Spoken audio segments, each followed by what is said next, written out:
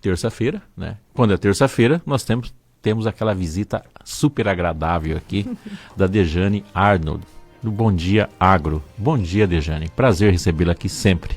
Bom dia, João. É uma alegria estar aqui, poder falar de agro, sempre trazendo um convidado também que traz conhecimento, que traz informação para quem está no campo e também para quem está na cidade, porque é um só, né? A gente Exato. Tem que entender que é uma cadeia, o que acontece no campo reflete na cidade, a cidade também depende do agro, o agro depende da cidade, e hoje a gente está com um convidado aqui no local, super né? Especial, a gente gosta, né? Também de receber, né? Sim. A gente está... Juliano, bom dia. Juliano Latorraca Ponce, que é gerente executivo do FESA. O FESA, que é um fundo emergencial de sanidade animal. E aí muita gente pode estar pensando, isso só interessa ao produtor rural? Não. Né? Quando a gente fala de saúde animal, que a gente fala do que está acontecendo no campo, impacta também no nosso prato. Bom dia, Juliano. Bom dia, Dejane. Bom dia, ouvintes. Bom dia também. Aqui João Edson.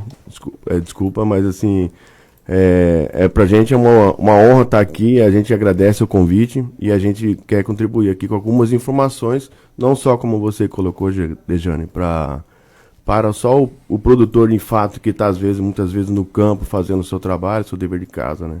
Na ação, na vigilância, mas também, né, a comunidade, a sociedade que indiretamente acaba sendo, de uma forma vai precisar ser envolvida para entendimento e também em algumas ações que a gente está passando. Mas eu vou deixar para vocês eu discorrer para a gente ir. Juliana, explica para a gente então o que é o FESA, esse fundo, e em que ações ele atua. Pois bem, então, o FESA, hoje é o Fundo Emergencial, né, de Sanidade Animal. Ele foi constituído em 2009, né? Mas ele foi talvez uma reformulação, né, de um fundo que já existia, que muitos outros mais antigos aqui, os ouvintes aqui conheçam ou já tenham ouvido falar do FEFA, né, que foi o Fundo de Erradicação da Febre Aftosa, né? Então o FEFA, ele foi contribuiu por muito tempo, né, no estado de Mato Grosso, na ação do combate, propriamente dito, diretamente com a febre aftosa, né? E com o passar do tempo, os avanços contra a luta contra a febre aftosa, esse fundo, FEFA, passou por uma reformulação, umas melhorias, etc. E aí surgiu o FESA, que hoje continua capitaneando o combate contra a febre aftosa, mas também abrangendo outras doenças que a gente conhece como outras doenças que acometem o bovino, a bovinocultura, a ovinocultura, né, e algumas outras relacionadas ao setor, né. E é uma questão importante que a gente traz quando a gente fala de febre aftosa, considerada a principal doença, a doença que pode fechar mercados, impedir a venda aí da carne, né, e trazer uma questão econômica grave para a pecuária se ela acontecer. O fundo sempre atuou com esse foco, né, de levar informação e até, de certa forma, auxiliar os produtores para vacinação. A gente sabe, tem mais de 25 anos que Mato Grosso não registra um caso de febre aftosa. O fundo contribuiu para essa sanidade. Sem dúvida. Até antes mesmo do próprio FESA ser criado em si, a gente, anteriormente ao FEFA, já vinha fazendo massivamente um trabalho de educação sanitária, campanhas de vacinação, né, em prol da vacinação. Então isso lá atrás, né, a gente está falando de década de início, meados da década de 90 para início de 2000, né, então a gente chegando já em 2009 com o controle da febre aftosa em si, né, e aí a aftosa virou uma doença controlada com a vacina, né. E hoje nós estamos passando por um processo já de modificação, né, de status, busca de modificação, inclusive em alguns estados a gente já avançou nessa mudança de estado sanitário da vacinação contra a febre aftosa, né? E a gente acaba falando muito sobre ela porque ela sempre foi um mote, vamos dizer, digamos assim, um controle de mercado também do produto da carne, né? A partir do momento que os Estados Unidos deixou de comprar produtos de origem animal que não eram de países, né, que tinham o status de vacinação contra a febre aftosa ou até mesmo tinha uma doença, isso começou a mexer com o mundo e o mercado da carne, entendeu? E aí, passando para ano seguinte, isso começou massivamente a melhorar também com a melhoria da vacina, né?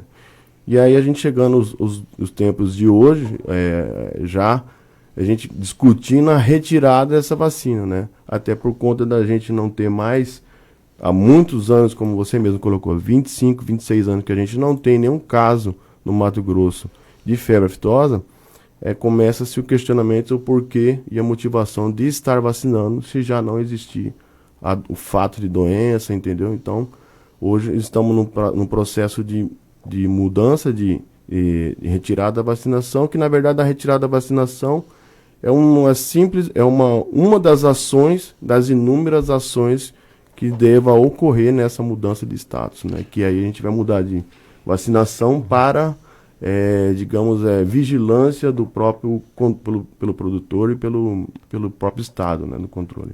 Juliano, além da fitosa, existe algum outros tipos de doença, por exemplo, que estão erradicados, que seria complicado? Existem outras doenças em vigilância? Como que está o outro universo? Porque a gente focou muito na questão da fitosa, né? Sim. Anos, porque a gente perdia mercado, uma série de coisas. Mas existem outras patologias que também tem que ficar sob controle o tempo todo?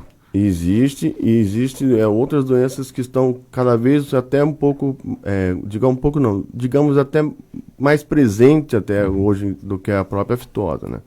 Eu trago, por exemplo da brucelose bovina, né? Que a brucelose bovina hoje acomete também boa parte, não só do rebanho de leite, que é mais considerado, em alguns casos, né, de circulação, mas também o próprio dos animais de corte, né?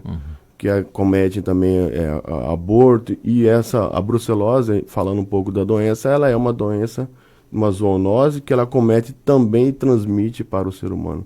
Então, ainda mais é uma doença de controle de responsabilidade também, que tem programas sanitários também, que também o FESA apoia algumas ações, inclusive trazendo essa questão da brucelose, a gente em parceria com as entidades, a FAMATO, com o Senar, com o próprio INDEA, que tem um grupo gestor hoje, que chama o grupo gestor só sobre brucelose, que discute sobre as ações da brucelose e melhorias do programa da brucelose, para a gente conseguir esses avanços que a fitose conseguiu, e agora a gente está buscando na brucelose, e tem também a tuberculose, né? Então, mas a brucelose em si, a gente até em parceria com essas entidades que eu citei, a gente desenvolveu uma cartilha, com a cartilha do produtor, com as informações técnicas ou mais leves para o produtor, mas assim com algumas ações que ele precisa fazer, entendeu? A própria vacinação da brucelose, outras medidas que tem que dar o cuidado com a brucelose, a cartilha do vacinador, que também pode ser utilizada, a cartilha do médico veterinário. Então, existe também outras doenças que não só a fitosa, que o FESA também capitaneia junto com essas entidades, né? Não só com as entidades, como também capitaneada pelo INDEA, que é o principal responsável. Ministério da Agricultura, claro, né? Aqui tem a Superintendência Estadual, né? Que está capitaneada pelo José Guareschi lá, e o INDEA também, que eles são os que vão dando essas diretrizes, eles trabalham os dados, nos apresentam, e a gente vai trabalhando em conjunto. Hoje a gente tem esses grupos de gestores, que todas as ações relacionadas às doenças era debatida não só interna dentro do próprio órgão de defesa INDEA, mas também em conjunto com essas entidades de classe, né? Que a federação representa a parte produtora, a própria Acrimate está dentro desses grupos de gestor, a própria outras entidades como o Vinomate, Conselho de Medicina Veterinária. Então, esses grupos gestores hoje são os que debatem dali quando tem que ser levado para a comunidade. Como os produtores em geral, a gente faz campanhas específicas. Né? Eu estava até procurando aqui rapidamente no Google qual é o ano, que eu terminei esquecendo, mas semana passada eu lembro que fez aniversário do surgimento da vaca louca, né? Como que está a questão dela? De vez em quando surge algum boato no Mato Grosso, tal local, eu lembro do último e foi na região de São José dos Quatro Marcos, né? Sim. Surgindo vaca louca, aí dá um baque no mercado, tá? É Como que tá essa importante questão? destacar, né, Sim. João Edson, que vaca louca é um nome pejorativo Isso. aí e Sim. que é uma questão que acomete muitos animais muito velhos, né, Isso. que são mais erados, que estão há muito tempo, e aí geralmente é identificado quando esse animal, esse gado é levado ao frigorífico, né? Então é feito todo um controle ali Certo. identificado. E realmente, na última vez, o impacto foi maior, porque a China aí barrou muito mais a gente vê por uma questão comercial do que realmente uma questão sanitária, e até protocolo do Ministério da Agricultura que ele comunique e ele suspenda as vendas, né? Mas, repassando ao Juliano, é importante falar desse assunto. É também algo a se preocupar, algo que está aí na base do fundo? Sem dúvida. Às vezes, não sendo repetitivo, mas assim, todas as doenças de caráter de controle, inclusive de comunicação oficial obrigatória que o Estado tem que ter, o FESA do principal objetivo do FESA. Toda ação emergencial é o principal objetivo do FESA. Ele tem essas diretrizes de atender essas doenças. E essa doença, por exemplo, popularmente falada vaca louca, né? Encefalopatia espongiforme da bovina. É melhor vaca louca. É melhor vaca louca. Essa doença, ela na verdade, ela é desenvolvida através de uma alimentação de bovinos com alimentos de origem de outros animais, né, como o resto de camas, de frango, etc. Outras formas também de farinha de osso de animais. Que isso hoje praticamente está erradicado no Brasil e controlado pelo INDEA, né? Então, esses fatos que ocorreram espontaneamente foram de animais, como a própria Dejane colocou, animais antigos, que a gente chama foram formas atípicas da doença, né? Porque o natural da doença é justamente pela alimentação desses resíduos, desses restos de animais. E aí desenvolve uma proteína chamada prion e que vai acometer o sistema nervoso do animal. Mas, indo para a forma, no caso desses casos, o próprio FESA agiu rapidamente. E uma das ações dessa de Quatro Marcos, onde teve uma propriedade detectada com vaca louca de forma atípica, que foi detectada no frigorífico, que prontamente foi visitada pela propriedade, pelo Ministério, pelo INDEA, pelo Ministério. Coisa de 20 dias foi coletado o material, o FESA custeou essa operação toda em parte de indenização, erradicação em coisa de 20 dias. Então, assim, a gente tem um exemplo prático de uma ação do próprio FESA agindo numa ação emergencial pontual, né, que não teve grandes impactos, mas teve um certo impacto relativo de mercado. Sim. Né, a gente passou por E toda vez que surge um novo caso de vaca louca de forma atípica, que geralmente é encontrado em animais que são abatidos em frigoríficos com mais de 20 anos ou 18 anos, e por questão de regra e ser obrigatório o exame nesses animais para exportação, acaba sendo detectado em um animal ou outro. Mas risco para a comunidade e para o produtor não tem risco nenhum essa doença, entendeu? É importante, eu gostaria justamente de destacar essa ação do fundo. O fundo, ele vem aí para destacar a saúde animal, mas é em função da saúde do consumidor também, né? E esse trabalho que é feito pelo fundo também garante a qualidade e a sanidade do alimento que vai na mesa. Com certeza, né? A gente costuma falar hoje que o Ministério da Agricultura e o INDEA, eles estão à frente dessas ações de vigilância, e eles são hoje os principais certificadores dos nossos alimentos no estado do Mato Grosso. Eles são os principais responsáveis pela qualidade ou não, sanidade ou não desses animais, entendeu? Então a gente e o FES em si, ele é um fundo, digamos que uma peça acessória, que ele participa estrategicamente em algumas ações dessas entidades que são as principais motes representante aqui no estado, né?